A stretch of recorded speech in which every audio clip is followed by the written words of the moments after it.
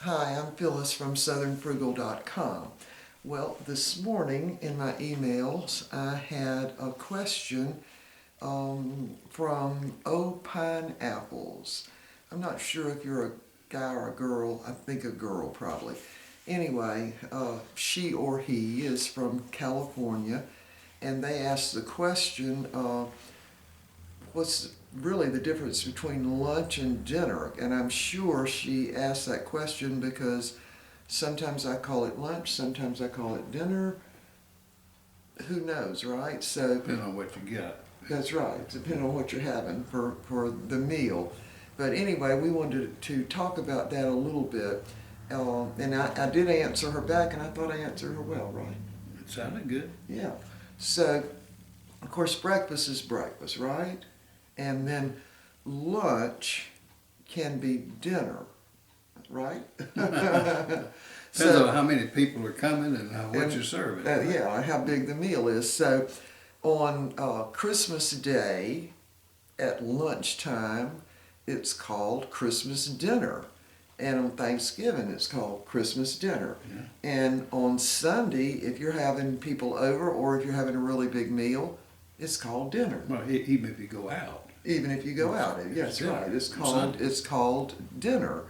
So when is it called supper?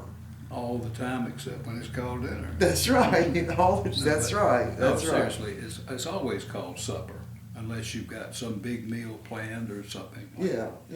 So I sort of thought this came from country folks because their main meal really during the week would be at 12 or 1 o'clock, right? Right.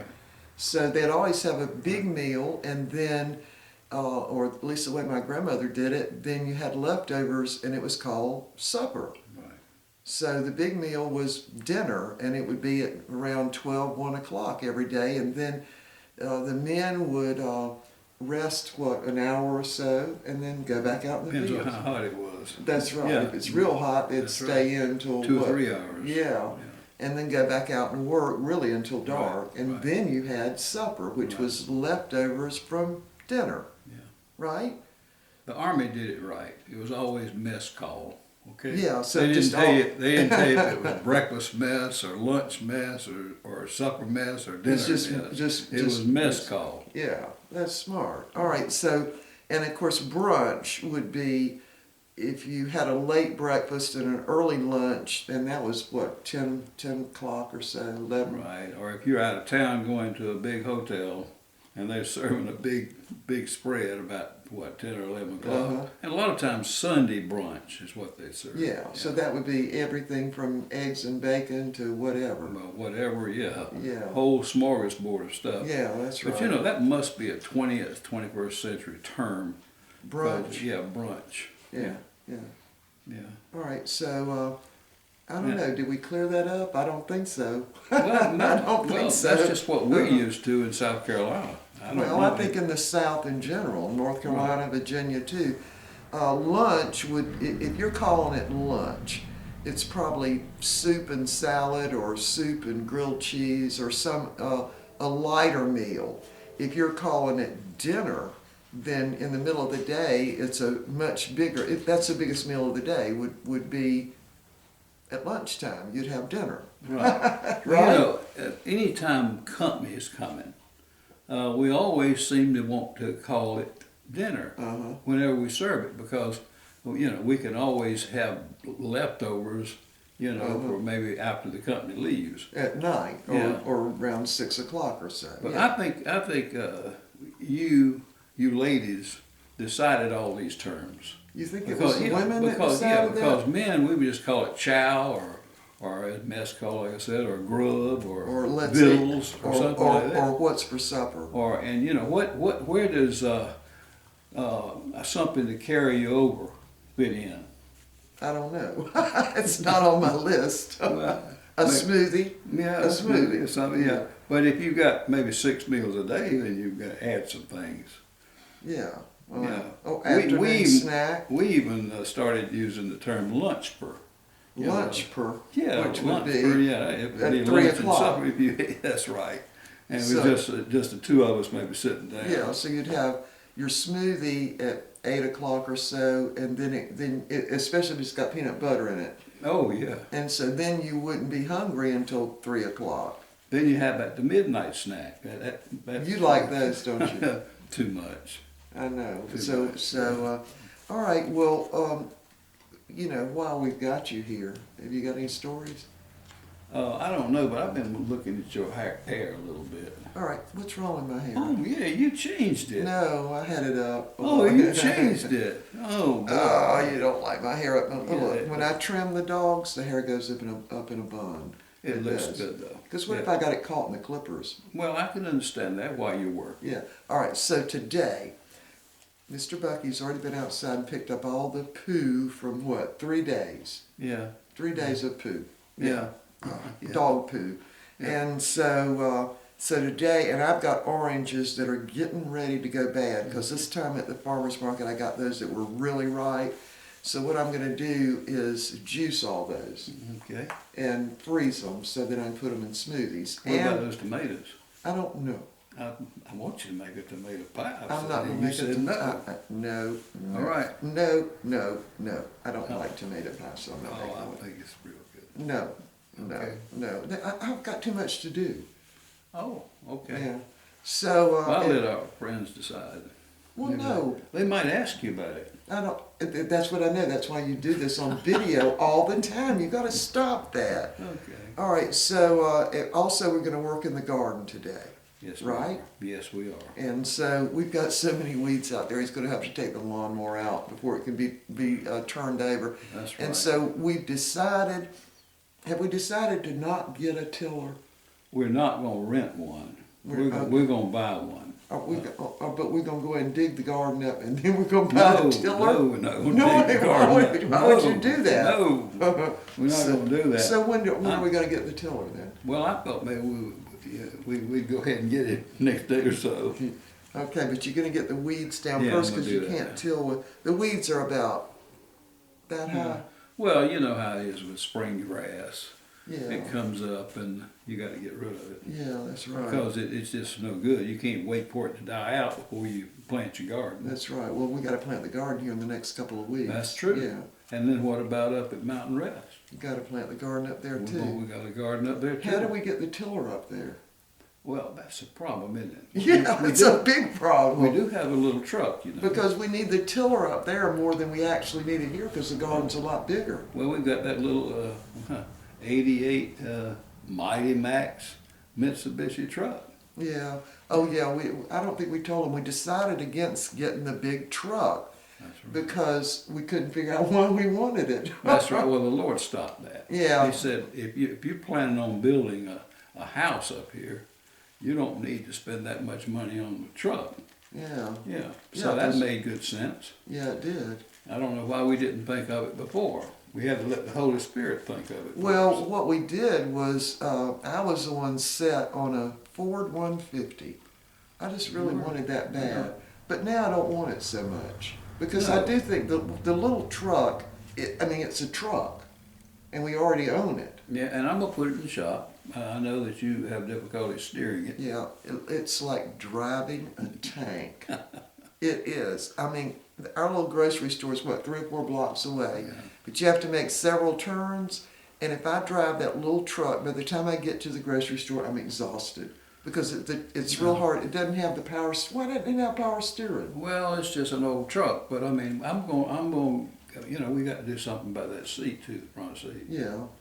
Yeah. Well, so you broke the seat yourself. Well, over time, yeah. Well, but anyway, but it's really clean on the inside. That's right, and it'll suffice. Yeah, and the air conditioner works, doesn't it? Right. No, yeah, it does work. Yeah, the air conditioner works and the heater Of works. course, it's got 185,000 miles on it. It's, 4-cylinder truck. I don't know really why I wanted a truck, to tell you the truth. Well, you didn't think this one was going to be adequate. I guess I didn't because if in an emergency I could drive it. But boy, I mean, it's just so hard. All right, so the dogs, I want to see if I can get one of the dogs to come here. Steely, Steely's ready to come come. here. Come here, Steely. I want to show you this woolly dog. Oh, look at this. Because I was sick with the pneumonia. What's the matter with Here's you? another one. Peppy Pick wants him up. attention. Yeah. So this is two of them. I don't know where Wheeler is. Wheeler's about decide he's an outside dog. He won't Wheeler. if it's warm. He won't come in. Wheeler, come here. Wheeler. These two, our friends will see that these two look a lot alike. Yeah, but see how they need to be trimmed really bad. Plus, I noticed, there's Wheeler. I noticed Steely was actually panting yesterday. Wheeler dog. All right, you want to get down there? They pile up on us. You want to try to see if the Wheeler Come here, will get in your Wheeler. lap? Come here, Wheeler. Wheeler looks the worst. He just looks bad. Look at this. Yeah, he said, I'll whine in a little bit. Can you look at the camera and show him how much you need to be trimmed? Look here, Wheeler. Look at this pitiful dog. Anyway. Now that's another thing for the dogs. It's breakfast and supper. That's right. That's right. They never eat twice a day. They never get dinner. No, they never get dinner. They don't. Have we solved this? I don't know. I'm confused myself. Well, But I know when I think of lunch, I think of a bowl of Campbell's vegetarian soup and a grilled cheese sandwich. Now, For me, that's lunch. when we were dating and I took you out to eat at night, I didn't ever call it supper. You called it dinner. I called it, I'm going to take you I out know. to dinner. There's another thing. See, right. when you go out to eat at night, you call it dinner. Right, and we went to the villa a lot, which we haven't been to lately. So I'd like to go. All right, this video is going south as far as I'm concerned. I like the villa, okay, but I just don't like Italian all the time. Every time we go out, it's when Italian. we call Mac, that's another one of my childhood friend, boyhood friends. When we call Mac and we set it up with them, maybe we're gonna go to Uno's. Yeah, I like Uno's. yeah. Yeah, Okay. they'll like Uno's too. Well, I think so. Well, listen, while we got you here, could you I think know. of a quick little story like that one where that guy was going 120 miles an hour? Or what was Well, it? that's Mac's story. I'll tell you. Oh, you're gonna let him tell that? Now, I will have to tell you about the time. You know, when I think we've already told our friends about my repossessions when I was working for a commercial credit. Did you tell him that about the one where the woman said she wasn't gonna give her hand signal? She wasn't. I ain't giving my. I ain't put my Tell hand that signal. one. I don't Well, think I think we've already told. You think you already told that Yeah. one? Oh, every time you tell that, We think had it's to funny. repossess this car, and naturally, when I was a chaser, just for a brief period of time while I They was call in it a college. chaser. Yeah, that's what they call it. When you go to repossess a car, they They call call it a chaser. I don't know why they call it that. But anyway, I didn't work for commercial credit long, but it helped me to get through my senior year in college. And so this particular lady, and I really think we told this. But Well, just tell it again. It's This funny. particular lady, we finally found her, and she was a lady of the night. And A we lady found- of the evening. Of the evening.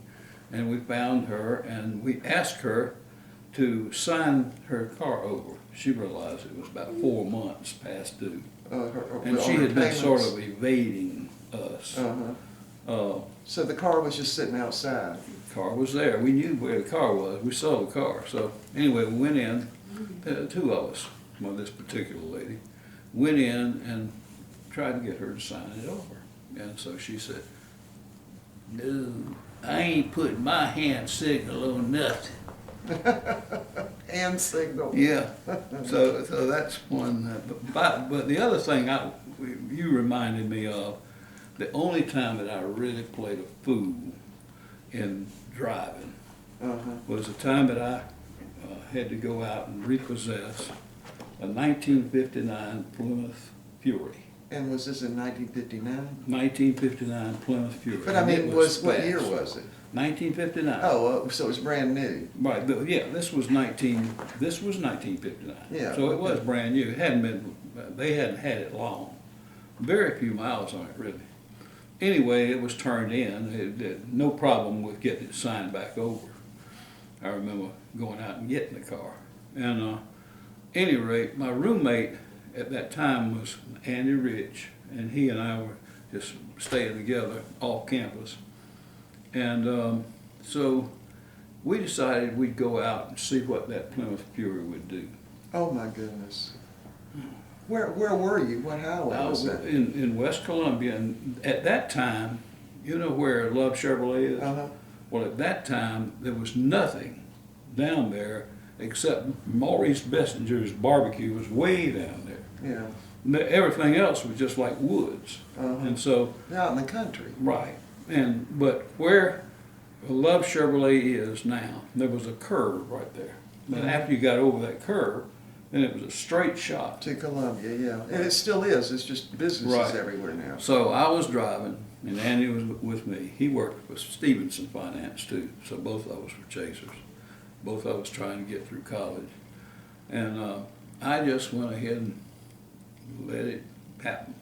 Floorboarded? 120 miles an hour. Oh. I don't know, it might have been faster than that. That thing was fast. Oh. But anyway, we couldn't stand it for just a little bit, but that was playing the fool. That was crazy. Yeah, that was crazy. The Lord protected me, and Andy. But Yeah. boy, I didn't ever do that again. It's scary. Did the car start shaking No, going that fast? this car was fast. I mean, some of our friends might remember it too.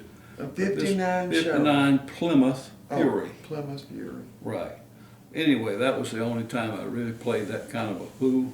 But now Mac will tell you, whenever we meet with them, and maybe we'll record that too. Yeah, we Mac can. and Jackie. Yeah. That'll be before the big shindig on April 24th. I'm gonna call him today or tomorrow too. Yeah. See if we can set it up for this week. All right, so maybe I could tell a little story about the skunk. Oh yeah, you ought to tell that one. Yeah. Now, this is really good. Yeah, it was terrible at the time, but so this was when I was single during that 5-year period, and so I had my own house and the 2 kids, and of course I worked, and I worked overtime too. Y'all gonna bark while we're doing the video? Please don't. Peppy, don't do that. Don't. And so anyway, I was on a schedule that wouldn't stop. And I had to get all the wash done on Saturday. I usually got groceries on Friday night. But first thing up Saturday morning, I would go out to what I call the washroom. It was just a little room off the carport. It wasn't a garage, it was a carport. And there was a little room off there, and that's where the washer, dryer, and freezer were. And I had a big 22 cubic feet chest freezer. So when you went in the washroom, you hardly had room to even maneuver because the things were about that far apart, so you had to kind of go in sideways. And so I would get the wash all separated and ready to go, and I mean it was just like an assembly line on Saturday, and I had to clean the house and iron. Back then you had to iron your clothes because we didn't have the polyester so much as we do now. And this was before I came into the picture. Yeah, this was when I was single. So that Saturday morning I had my coffee real quick and just went, right out to the washroom with a load of clothes. And I opened the door, and the door kind of was ajar, and that was a mistake, the door being ajar. But the door was kind of ajar, and so I opened the door all the way and flipped the light on because there were no windows in there. And there stood the biggest skunk I have ever seen. And of course he charged at me and threw his back end up, and I was like, whoa, and I dropped the clothes and dropped them on the carport, and I went back in the house, and I thought, oh man, of course now he'll go away. I laugh every And time you tell this he story. didn't spray me, he didn't, but he wanted to. And so then I thought, well, okay, he's probably gone now. I'll go back out there now. So I went back out there. Well, he wasn't gone. He was still in there. So then I started getting irritated about it because, time was moving on and I needed to get all the wash done. So he went behind the freezer. And so I thought, okay, he'll just go out the other side and then run out the door. So I'm going to go in here, and I had a little broom handle, and I kind of was pushing him a little bit so he'd run on out. Well, he didn't run out, and he was bending over, how they do, and throw their back end up like they're going to spray you. And so then I would come running back out of the little washroom. Well, this went on for maybe an hour, and I couldn't get him out, and I couldn't go in to wash the clothes. And so I thought, well, I'm going to go ask my neighbor if they can come over maybe and somehow help get the skunk out of the washroom. So I went over there, and they came over, and they said, no, we can't do anything, because by this time, the skunk, we'd be standing on the carport, and he would come charging out the door and raise his rear end up, and everybody go, whoa, and we'd all run back. And I call it a fake spray is what he was sort of doing.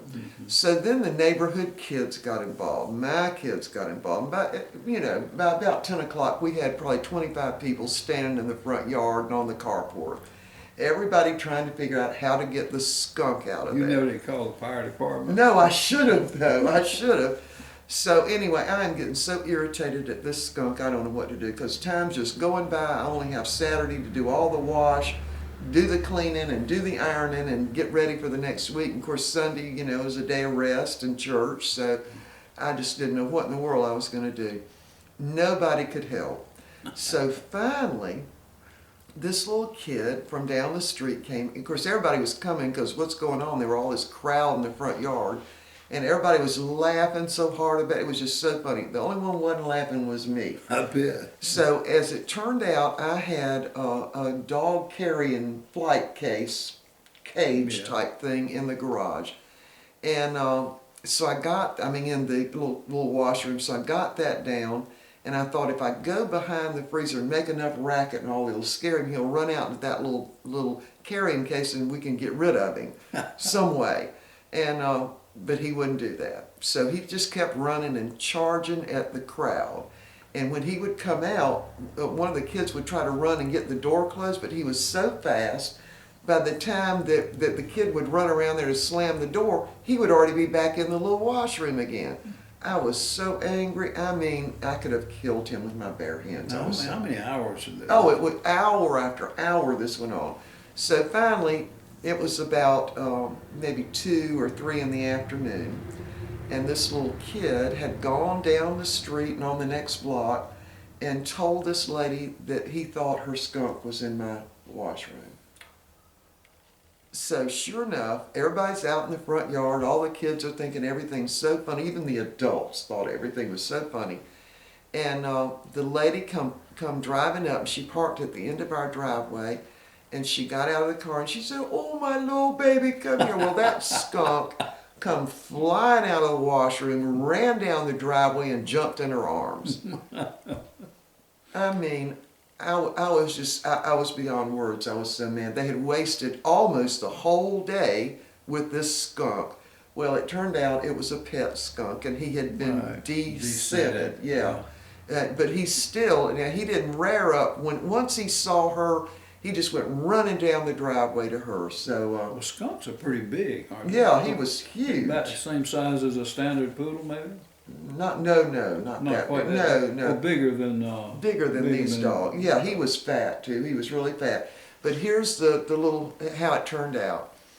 This lady lived down the street and on the next block, and I really didn't know them. But some of the kids knew that she had a pet skunk.